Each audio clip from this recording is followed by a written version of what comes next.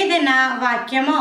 యోమ్ దెబిరీం 28వ తారీఖు 1వ నెల 2025వ సంవత్సరం.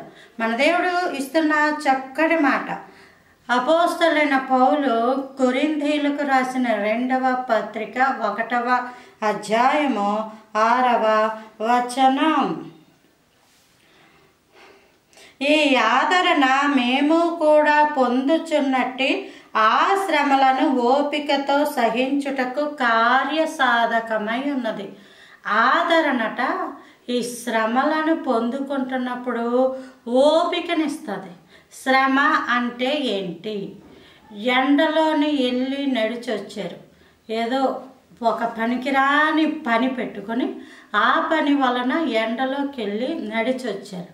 దాని శ్రమ అనరు.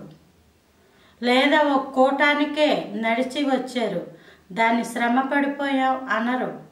దేవుని కొరకు నిలువబడినప్పుడు వ్యతిరేకంగా ఏవైనా ఇబ్బందులు వస్తే ఆ ఇబ్బందులలో సైతం తెలివితేటలుగా మాట్లాడుతూ చక్కటి కార్యానుకూలమైన జ్ఞానంను ఉపయోగిస్తూ ముందుకు సాగుతూ దేవునికి లోబడి లోకమునకు వ్యతిరేకంగా ఉండి నిలబడే ఆ పద్ధతి ఈ యొక్క కార్యక్రమాన్ని శ్రమ అని అంటారు.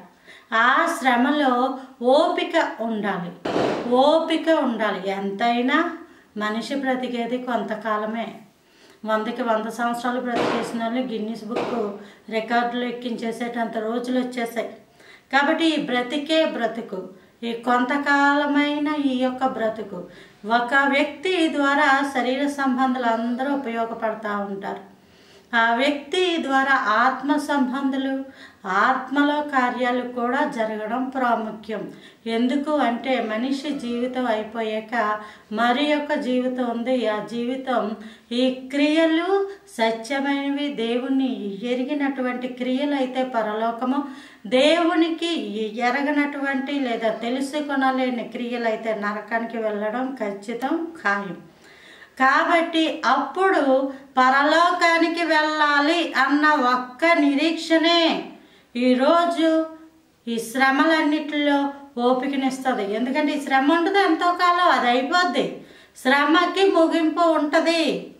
ఆ శ్రమ వెళ్ళిపోతుంది. దేవుని సహాయంతో ఆ శ్రమ వెళ్ళిపోతుంది అనే ఆదరణ ఓపికనిస్తుంది. ఓపిక శ్రమను తట్టుకోవడానికి ధైర్యంనిస్తుంది. మీ అందరికీ కూడా దేవుడు ఇటువంటి కృప అనుగ్రహించి చక్కగా దేవుని కృపలో వాడబడి దీవించబడి వర్ధిల్లుదురు గాక. ఆమేన్. Praise the lord.